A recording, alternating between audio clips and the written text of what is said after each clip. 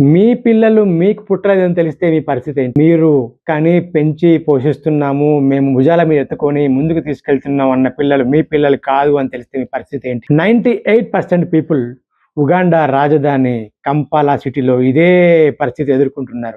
Too much కదా ఇది. అప్పటిదాకా నేనే కన్నాను, నేనే పెంచుకుంటున్నాను, నా వాడు వీడు అని భుజాల మీద కూర్చోబెట్టుకొని ఎన్నో బాధ్యతలు తీసుకొని ఎంతో ముందుకెళ్తుంటే సడన్ గా వాడిని కొడుకు కాదు అని DNA రిపోర్ట్ వచ్చింది అనుకోండి, ఏంటి అని పరిస్థితి. హాయ్, హలో, నమస్తే, I'm Siddhu, welcome to Siddhu express. ఇప్పుడు ఇన్నాళ్ళు పెంచుకున్నాడు, ఈ కొడుకు నా కొడుకు కాదా, ఈ పిల్లలు నా పిల్లలు కాదా, అతని బాధ ఏంటి పరిస్థితి? అతని భార్య వైపు అనుమానంగా చూస్తుంటే ఏంటి పరిస్థితి? ఎన్ని కాపురాలు కూలిపోతున్నాయి, ఎన్ని డివోర్స్ అవుతున్నాయి, ఎంతమంది భార్యల్ని ఇంట్లోంచి ఎల్లగొట్టేస్తున్నారు, ఎన్ని కాపురాలు కూలిపోతున్నాయి, ఎన్ని జీవితాలు వికలమైపోతున్నాయి. ఇలాంటి పరిస్థితి ఉగాండా దేశంలో కంపాలా సిటీలో స్టార్ట్ అయింది. అసలు ఎలా స్టార్ట్ అయింది, ఎందుకు ఇలా అంటే, ఆఫ్రికా ఖండంలోని ఉగాండా దేశంలో పిల్లలు పుట్టకపోతే డివోర్స్ ఇవ్వచ్చు భార్యకి, లేదంటే ఇంట్లోంచి వెళ్ళగొట్టేయచ్చు అన్న సంప్రదాయం ఉంది. అది భర్త వల్ల పిల్లలు పుట్టట్లేదా, లేకపోతే భార్య వల్ల పిల్లలు పుట్టట్లేదా, దీంట్లో లోపం ఎవరిది, భార్యదా భర్తదా అనే విషయం పక్కన పెట్టేసి, పిల్లలు పుట్టలేదా డివోర్స్, పిల్లలు పుట్టలేదా ఇంట్లోంచి వెళ్ళిపోండి. ఈ సంప్రదాయం ఉండడం వల్ల చాలామంది పిల్లలు కలగకపోతే నన్ను ఎక్కడ ఇంట్లోంచి వెళ్ళగొడతారో, లేడీసు ఎక్కడ ఇంట్లోంచి వెళ్ళగొడతారో, ఎక్కడ డివోర్స్ ఇస్తారో అని భయపడి వేరే వాళ్ళతో అక్రమ సంబంధాలు పెట్టుకోనో, లేకపోతే IMF మొత్తానికి ఏదో ఒక రకంగా వేరే వాళ్ళకు పిల్లల్ని అంటున్నారు. ఇది ఒకరు ఇద్దరు కాదు, 98%. చాలా దారుణం. 98% అంటే ఏంటి ఇది? ఎక్కడో ఒక దగ్గర ఇలాంటివి జరుగుతున్నాయంటే ఓకే, కానీ 98% ఇలా జరుగుతుంది అని అంటే అక్కడున్న ప్రతి ఒక్కరికి ఇప్పుడు డౌటే. ఏమనంటే, నేను పెంచుకుంటున్న పిల్లలు నా పిల్లలా కాదా, నా కొడుకుగా నా కూతురుగా చలామణి అవుతున్న పర్సన్ నా పిల్లలు కాదా అన్న అనుమానం వచ్చేసింది. అసలు ఎలా మొదలైందంటే, ఒక బాగా డబ్బున్న ఒక చదువుకున్న అతను, ఒక విద్యావేత్తకి ఎందుకో డౌట్ వచ్చింది ఒకరి మీద. ఆ కలరు, ఆ పోలికలు చూస్తుంటే అతనికి 3 పిల్లలు. డౌట్ వచ్చింది. డౌట్ వచ్చి ఈ పర్సన్ నాకు పుట్టాడా లేదా అని డౌట్ వచ్చి ఒక DNA టెస్ట్ చేయించుకున్నాడు. DNA టెస్ట్ చేయించుకోవడానికి కోర్టుకి వెళ్ళాడు, అనుమతి తీసుకున్నాడు. వాళ్ళు ఏమన్నారంటే, ఇది అనుమానం ఉన్నప్పుడు DNA టెస్ట్ చేయించుకోవచ్చు, కోర్టుకు రావచ్చు, అఫీషియల్ అని చెప్పేసి కోర్టు చెప్పేసింది. ఇక అంతే, ఆ దెబ్బతో DNA పరీక్షలు చేసుకుంటే ఆ 3లో ఒకడు అతని కొడుకు కాదని తెలిసింది. దీన్ని లోకల్లో ఉన్న మీడియా మొత్తం బాగా విస్తృతంగా కవర్ చేసింది. అంటే అందరికి తెలిసిపోయిందనమాట, పలానా వాడికి 3 పిల్లలంట, అలా ఒకడు వాడి కొడుకు కాదంట, కోర్టు కూడా అప్రూవ్ చేసిందంట. సో DNA పరీక్షలు చేయించుకోవచ్చు, ఎక్కడ పడితే అక్కడ, ఎవరు పడితే వాళ్ళు చేయించుకోవడం మొదలుపెట్టేశారు.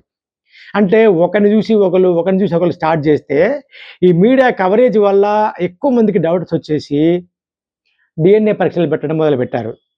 ఎంత ఎక్కువగా ల్యాబ్లు క్రియేట్ చేశారంటే, అంటే ఎక్కువ మంది పీపుల్లో DNA పరీక్ష చేయించుకుంటున్నారని ఆటోల మీద స్టిక్కర్స్, DNA పరీక్ష చేయబడును మా ల్యాబ్లో, రేడియోలో ప్రకటనలు, మా దగ్గర ల్యాబ్ ఉంది, పలానా ల్యాబ్, మా నెంబర్ ఇది, మా మెయిల్ ఇది, మా అడ్రస్ ఇది, మేము DNA పరీక్ష చేస్తాము రండి అని చెప్పటం. ఇలాగా ఎక్కడ పడితే అక్కడ వాల్ పోస్టర్లు, కరపత్రాలు ఎక్కడ పడితే అక్కడ. ఎందుకంటే అక్కడ ఉన్న వాళ్ళందరికీ నాకు పుట్టారా లేదా, అప్పటిదాకా వాళ్ళు పెంచుకుంటున్న పిల్లల మీద మొహాలు చూసి ఈ మొహం నాదేనా, ఈ ముక్కు ఇట్లా ఉందేంటి, ఈ రంగు ఇలా ఉందేంటి అని డౌట్ పడి టెస్టులు చేయించుకోవడం మొదలుపెట్టారు. టెస్టులు చేయించుకోవడం, ఆ టెస్టుల్లో నీ పిల్లలు కాదు అని రిపోర్ట్ రావడం. షాక్ అయిపోయి, అమ్మని నాకు ఇలా రిపోర్ట్ వచ్చిందని చెప్పి ఆయన మీడియాలో అక్కడ ఇక్కడ చెప్పాడు. అది విస్తృతంగా ప్రచారం అవ్వడం, వాళ్ళని చూసి ఇంకోడు, వాళ్ళని చూసి ఇంకోడు, వాళ్ళని చూసి ఇంకోడు, ఇలా 98% పీపుల్ అంటే ఆల్మోస్ట్ అందరూ, అంతే కదా మరి, ఇంకా 2% అంటే ఏముంది, ఆల్మోస్ట్ అందరూ వేరే వాళ్ళతో పిల్లలు కన్నారంట. అంటే వాళ్ళు ఏంటంటే ఒక్కరా, ఇద్దరా, ముగ్గురునా, నలుగురునా కనేస్తారు, కానీ పిల్లలు పుట్టకపోతే తప్పు ఆ అమ్మాయిదే అనడం ఎంత తప్పు. దానికి కారణం ఎవరు? అదే ల్యాబ్లో టెస్ట్ చేయించినప్పుడు మరి ఆమెకు ఎందుకు పిల్లలు పుట్టట్లేదు అని చెప్పి పాజిటివ్గా తీసుకుంటారా? అతనిలో ప్రాబ్లం ఉందా, ఆమెలో ప్రాబ్లం ఉందా అని రకరకాల టెస్టులు చేసి మరి ఏ కారణం వల్ల పిల్లలు అవ్వట్లేదు, పిల్లలు అవ్వకపోతే ఏం చేయాలి, ట్రీట్మెంట్ తీసుకోవాలా, ఐఎంఎఫ్కి వెళ్ళాలా, ఐవీఎఫ్ ఉంటాయి కదా రకరకాలుగా.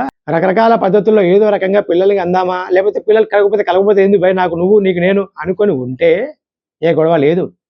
కానీ ఎవరి కారణమైనా కానీ పిల్లలు కలగలేదా డివోర్స్, పిల్లలు కలగలేదా పో, ఇలా అంటే మరి ఏం చేస్తారబ్బా లేడీసు? వాళ్ళు ఏం చేస్తారు? వాళ్ళకి ఇష్టమా? ఒకరిని పెళ్లి చేసుకొని ఒకరితో కాపురం చేసుకుంటూ ఇంకొకరితో పిల్లని కలవడం అనేది ఆమెకి ఇష్టమా? ఏ పద్ధతి అయినా కావచ్చు, అక్రమ సంబంధం పెట్టుకుంటా, లేకపోతే ఐవీఎఫ్ ద్వారా వెళ్తారా, ఐఎంఎఫ్ ద్వారా వెళ్తారా, ఎలా వెళ్ళినా సరే, టెస్ట్ బీపీఎల్కి వెళ్తారా, ఎలా వెళ్ళినా సరే, వేరే వాళ్ళ కోసం వేరే వాళ్ళకి వీళ్ళు పిల్లలకి అన్నారు కదా. మళ్ళీ ఇక్కడ ఏమంటారంటే వీళ్ళు ఇలా చేయడం ఏంటి, తప్పు వాళ్ళదే అంటారు. ఆ తప్పుకి ఆ మహిళ ఆమెకు ఇష్టం ఉన్నా లేకపోయినా వేరే వాడి వల్ల పిల్లల్ని కనడం అనేది ఆమెకు మానసికంగా ఎంత హింస అనుభవిస్తుంది. అంటే తన కాపురం కూలిపోవద్దు, తను నమ్ముకున్న భర్తతోటే తన కాపురం, తన కుటుంబం ఇలాగే ఉండాలి అనే ఉద్దేశంతో ఆమె వేరే పక్కదారులు పట్టాల్సి వచ్చింది కదా. పక్కదారులు పడుతుంది కదా అనగానే మనము అపార్థం చేసుకోవడానికి లేదు. ఆమెకు వేరే మార్గం లేదు. ఆ ఆచారంలో, ఆ సాంప్రదాయంలోనే ప్రాబ్లం ఉంది. ఇక్కడ పిల్లలు కలగలేదు అనగానే ఆ జంటుకు టెస్ట్ చేయించరు ఎందుకు? అమ్మాయికి టెస్ట్ చేపిస్తారు, అమ్మాయిలో ఏ ప్రాబ్లం లేదని తెలిసింది, మరి జంటు టెస్ట్ చేపిస్తారా? జంటుకి పరీక్ష చేపించి పిల్లలు కలగకపోవడానికి కారణం అతనే అంటే అది సమాజంలో అతనికి అవమానం అన్నట్టుగా తీసుకుంటారు. అరే లోపాలు అనేది ఎవరికైనా ఉంటాయి అని చెప్పి తీసుకోరే. దాంతో అతను ఏం చేస్తాడు, తన వల్ల పిల్లలు కలగకపోయినా సరే ఆ నేరం ఆమె మీదకే పెట్టేస్తాడు, ఆమెను గెట్ అవుట్ అంటాడు, డివోర్స్ అంటాడు. ఏం ఆచారం ఇది? ఈ ఆచారం వల్ల ప్రతి ఫ్యామిలీలో 98% పీపుల్ వేరే వాళ్ళ ద్వారా పిల్లల్ని కన్నారు. ఏం చేస్తారు? దీన్ని మళ్ళీ ఈమె నా పర్మిషన్ లేకుండా పిల్లలను కనేసింది, వేరే వాడి ద్వారా పిల్లలను కనేసింది అని చెప్పి మళ్ళీ ఆమె మీదనే నేరం పెట్టేసి ఇప్పుడు డివోర్స్ అంటారు, వెళ్ళిపో అంటారు, get out from my house అంటారు. ఏందబ్బా, ఏం ఆచారం ఇది? ఉగాండాలో ప్రతి ఒక్కరు వణికిపోతున్నారంట. అక్కడ ఇంటర్నల్ మినిస్ట్రీ ఏం చెప్తుందంటే డిఎన్ఏ పరీక్షలు చేయించకండి, చేయిస్తే వాళ్ళు మీ పిల్లలు కాదని తెలిస్తే మీ గుండె తరుక్కుపోతుంది, మీ గుండె దృఢంగా ఉందా, మీ హార్ట్ బ్రేక్ అవ్వకుండా చూసుకోండి, పర్వాలేదు అనుకుంటేనే, ఏం పర్వాలేదు ఏ రిపోర్ట్ వచ్చినా పర్వాలేదు అనుకుంటేనే టెస్ట్ చేయించండి, కానీ మ్యాక్సిమం టెస్టులు చేయించుకోకండి, ఉన్న వాళ్ళనే మీ పిల్లలు అనుకోండి అని అక్కడ గవర్నమెంట్ మినిస్ట్రీ కానీ మొత్తుకుంటా ఉంది, చెప్తా ఉంది టెస్టులు చేయించకండి అని. ఇక్కడ టెస్టులు చేయించడం వల్ల రెండు ఉంటాయి. ఒకటి, వాళ్ళు తమ వాళ్ళు కాదో అవునో తెలిసిపోయింది, కాదు అంటే బ్రేక్ అవుతుంది, హార్ట్ బ్రేక్ అవుతుంది, ఫ్యామిలీ కూడా బ్రేక్ అవుతుంది. ఒకవేళ నీ పిల్లలే అని తెలిసింది అనుకోండి, ఆ జంటకి సాటిస్ఫాక్షనే కానీ ఆ లేడీకి కోపం వస్తుంది, ఆ లేడీకి బాధ వస్తుంది, నన్ను అనుమానించాడు కదా అని. స్వాభిమానం ఉన్న లేడీ ఒప్పుకుంటుందా? కానీ అక్కడ ఉన్న ఆచారాల వల్ల, అక్కడ ఉన్న పద్ధతుల వల్ల వాళ్ళు తొక్కబడుతున్నారా అనిపిస్తుంది. ఎందుకంటే ఈ ఆచారం వల్ల వాళ్ళకి ఇష్టం ఉన్నా లేకపోయినా వేలాళ్ళతో కూడా పిల్లలకి అంటున్నారు కదా. టూ మచ్ కదా ఇది. అక్కడ దేవాలయాల వాళ్ళు, మత పెద్దలు, చర్చిల వాళ్ళు వాళ్ళందరూ ఏం చెప్తున్నారంటే మీరు పెంచుకుంటున్నారు, మీకు పుట్టినా పుట్టకపోయినా మీ పిల్లలే మీ దగ్గరే ఉన్నారు, టెస్టులు చేయించకండి అని చెప్తున్నారు. ఎవరు వినాలి? ఎవరికి వాళ్ళే వినరు. 98% పీపుల్ వేరే వాళ్ళ పిల్లని తెలిస్తే కకావికలైపోయి మొత్తం ఫ్యామిలీలన్నీ కూలిపోతున్నాయంట ఇప్పుడు అక్కడ. ఇది పెద్ద వార్త ఇప్పుడు. మిత్రులారా, విషయం ఏంటంటే సంప్రదాయాలు, ఆచారాలు అనేవి మన బంధుత్వాన్ని, మన బాంధవ్యాలని బలంగా చేసేది ఉండాలి కానీ కూలగొట్టేదిగా ఉండకూడదు. ఉగాండాలో ఈ ఆచారం, ఈ సంప్రదాయం, ఈ పద్ధతి మొత్తం కుటుంబాలని మొత్తం కూలగొట్టి పడేస్తుంది. Very sad, very sad, very sad. ఈ న్యూస్ వినంగానే మీకు అనిపించిందో వెంటనే కామెంట్ చేయండి. తప్పకుండా సబ్స్క్రైబ్ చేయండి, లైక్ కొట్టండి. తప్పకుండా మీ అభిప్రాయాన్ని మాత్రం కామెంట్ చేయండి. Thank you so much.